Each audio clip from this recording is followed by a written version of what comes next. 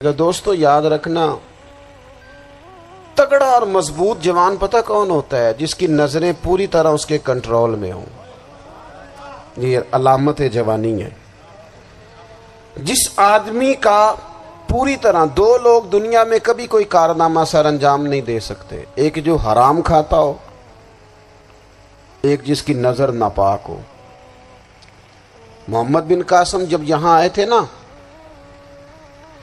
تو ایک دن بڑے پریشان تھے، تو ایک بزرگ کہنے لگے آپ کیوں پریشان ہیں؟ کہنے لگے راجہ دہر سے مقابلہ ہے اور ہماری فوج تو سندھ کے رستے بھی نہیں جانتی، زبان بھی نہیں جانتی، لڑیں گے کیسے؟ دو چار دن کے بعد ان بزرگوں کی دوبارہ محمد بن قاسم سے ملاقات ہوئی تو بڑے خوش تھے۔ کہا اب آپ کیوں خوش ہیں؟ کہنے لگے وہ میرا مقابلہ نہیں کر سکتا، میں نے تحقیق کر لی ہے۔ کہا کیوں؟ کہنے لگے نظر کا گندہ ہے، اور جو نظر کے گندے ہوتے ہیں وہ میدانوں میں ٹھہرا نہیں کرتے۔ میدان کے لیے نکلنے کے لیے پاک جوانی کی ضرورت ہوتی، تطہیر مزاج ہونا ضروری ہوتا ہے، پاکیزہ افکار اور سچی اور سچی ستھری سوچوں کا ہونا ضروری ہوتا ہے۔ اس لیے فرمایا کہ میرا مقابلہ نہیں کر سکتا۔ حضرت عبداللہ ابن حذافہ کمرے میں تھے تو وزیر کی بیٹی اندر سجی سنوری پہنچ گئی۔ جیسے ہی آپ نے اس کفر کی چال کو دیکھا تو تیمم کر کے نفل شروع کیے۔ وہ ساری رات بیٹھی رہی، رب کا بندہ ساری رات عبادت کرتا رہا۔ عبادت بڑا سہارا ہے، مصلی بڑا سہارا ہے اللہ کے بندوں۔ صبح دروازہ کھولا، وزیر نے اپنی بچی سے پوچھنا چاہتا تھا رزلٹ کیا نکلا، تو وہ کہنے لگی پیچھے ہٹ جا، اب تیرا میرا تعلق کوئی نہیں، میں نے نبی پاک کا کلمہ پڑھ لیا۔ اس نے کہا میں نے بھی زمانہ دیکھا ہے، پر یہ کیا لوگ ہیں، کستوری کے بنے ہوئے، سندل سے دھلے ہوئے، کہ میں ساری رات کمرے میں رہی اور 100 اور 1000 آدمی جس جوان کا مقابلہ نہ کر سکے، اتنا طاقتور جوان کمرے میں رہا اور اس نے نظر اٹھا کے نہ دیکھا۔ او کچا رنگے للاری والا جڑا چڑھدا تے لیندا رہندا ہے، اے عشق تیرے دا رنگ محمد چڑھیا پھر نہیں لیندا۔ میں کہا ایک دفعہ نظر اٹھا کے نہیں دیکھا، کمال ہو گئی۔ اتنے بڑے لوگ، اتنی بڑی سعادت مندی، فیروز بختی، معاملہ فہمی حد ہو گئی۔ اللہ اکبر۔ دوستو بادشاہ جب پوری طرح ہار گیا نا، اس نے کہا مار دو۔ تیل گرم کیا ایک کڑاہی میں، اور جب آپ کو اس میں ڈالنے لگے تو آپ کی آنکھوں میں آنسو آ گئے۔ بادشاہ کا خیال ہوا شاید نرم ہو گئے ہیں، کہنے لگا روئے کیوں؟ فرمانے لگے سوچتا ہوں جان ہی ایک ہے، کتنا مزہ ہے اس کی راہ میں جان دینے کا، کتنی لذت ہے اس کے نام پر مرنے میں، کتنا لطف ہے۔ جے تو چڑھیا اتے دار بھی نہیں، تے جے تو وکیا عشق بازار بھی نہیں، تے ایڈا سستا سودا پیار بھی نہیں، تے ایڈا سستا لبدا یار بھی نہیں۔ کئی جنگل گانے پیندے نہیں، کئی دوزخ لنگنے پیندے نہیں، جے وہ اس ملوں بھی مل جاوے، ایدوں سستا ہور بپار بھی نہیں۔ تے کچھ سمجھ نہ آوے لوکاں نوں وہ کادے نال شہید کرے، ڈٹھی یار دے ہتھ تلوار بھی نہیں، پر او دا خالی جاندا وار بھی نہیں۔ کہنے لگے ایک جان ہے نا، تو دل کرتا ہے ہزاروں ہوتی تو ایک ایک کر کے محبوب کے نام پہ قربان کرتا، جب میرے پاس ہے ہی ایک، کروں کیا؟ حضرت عبداللہ ابن حذافہ رضی اللہ تعالیٰ عنہ جب روئے اور بادشاہ نے یہ بات سنی تو بادشاہ اٹھ کے کھڑا ہو گیا، سارے وزیروں مشیروں کو کہنے لگا تم نے کہا تھا نا بندہ ضائع کرنے والا نہیں، یہ بھی ضائع کرنے والا نہیں۔ کہنے لگا میرا ماتھا چومو، تم جیسے لوگوں کو قتل نہیں کرنا چاہیے، آزاد کرنا چاہیے۔ عزیز اپنی زندگی سے نا یہ بہت زیادہ ہرس، ہوس، طمع، اور یہ کسی بات کی بھی ہو، ہرس صرف پیسوں کی نہیں ہوتی ہے، شہرت کی بھی ہوتی ہے۔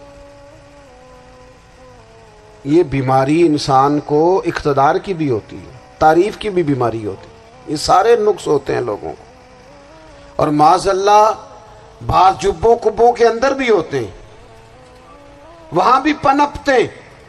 اپنی زندگی جب تک اس سادگی میں نہیں لاؤ گے جو رسول پاک نے عطا فرمائی ہے، جب لوگ آسانیوں میں پوری طرح الجھ گئے تو پھر وہ دور ہوئے اور کفر چڑھ گیا۔ دوسری بات، اللہ کے محبوب صلی اللہ تعالی علیہ وسلم کی محبت ہم سے تقاضا کرتی ہے کہ ہم اس مشن کے لیے کام کریں جس مشن کے لیے رسول پاک نے کام فرمایا ہے۔ ہم سارے کام بڑے مضبوطی سے، سوچ سمجھ کے، تدبر سے، حکمت سے، تقاضوں کو مد نظر رکھتے ہوئے کرتے ہیں سارے کام۔ دین کے کام میں ہمارا مزاج نہیں ہوتا، او ہو جائے گا جی، آپ بسم اللہ پڑھیں جی، شروع کریں جی۔ آپ تقاضوں کو سمجھیں، چیزوں کو دبائیں نہیں، چیزوں پر غور کریں۔ کسی کے ذہن کی سطح پر سوال ابھرتا ہے، اس کا تسلی بخش جواب دیں۔ اپنی زندگی میں دین کے کام کے لیے اپنے آپ کو وقف کریں، اور دین کے کام کے بہت سارے پہلو ہیں۔ ہزاروں لوگوں کو قرآن پاک ٹھیک پڑھنا نہیں آتا، ہزارہا لوگ ہیں جو قرآن مجید کے مطالب سے آگاہ نہیں ہیں، دین کی بنیادی ضروریات سے لوگ نابلد ہیں۔ میں آپ کو کس طرح یہ بات سمجھاؤں کہ ہزاروں کی تعداد میں طلاقیں اس لیے ہوتی ہیں کہ مردوں کو طلاق کے مسئلے نہیں آتے، انہیں پتہ نہیں ہے کہ مجھے حقوق زوجین کے معاملے میں کیسے چلنا ہے۔ ڈھیر سارے گھروں میں تباہی اس لیے ہے کہ تربیت اولاد کا دینی منہج ہمیں نہیں پتا۔ اپنا حصہ ملائیں دین کے کام میں۔ ایک آدمی کو اگر تو نمازی کرنے میں کامیاب ہو گیا، تیری زندگی بدل گئی۔ وہ دین بیزار لوگ جو ہمارے بیچ بیٹھ کے ہماری نوجوان نسل کو پگڑی اور داڑھی کا نام لے کے بنیادی طور پر دین سے دور کرتے، ایسے نوجوانوں کو دین کا پیغام محبت دے کر دین کے قریب کرنا ہماری ڈیوٹیوں کا حصہ ہے۔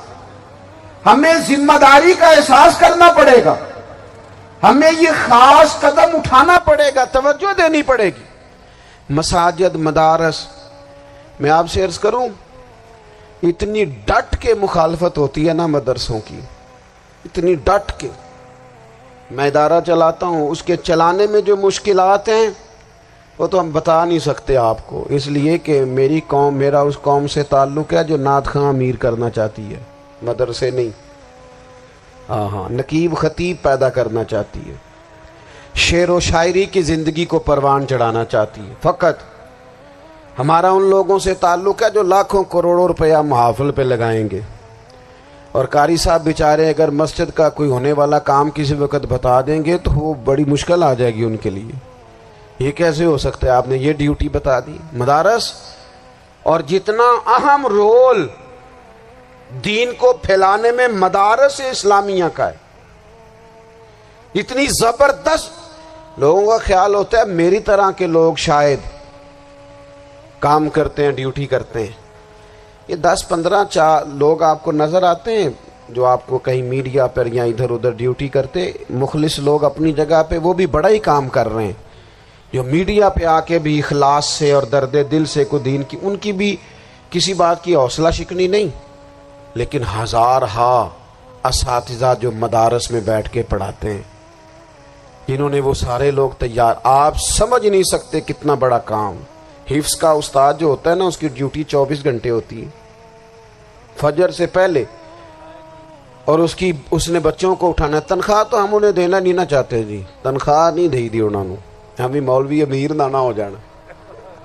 مولوی نو تے سوٹ بھی 27ویں والی رات دے ہے تاکہ کدھر سوان کے عید والے دن پا نہ لوے، چونکہ 27ویں تو بعد تے درزی پھڑتا ہی کوئی نہیں، کیوں حضرت؟ ایسے ہی ہے نا، اس وقت تو نہیں نہ لیتا۔ تو ہم چاہتے ہیں مولوی ہماری مرضی کے ہماری طرح کا سوٹ نہ پہن لے۔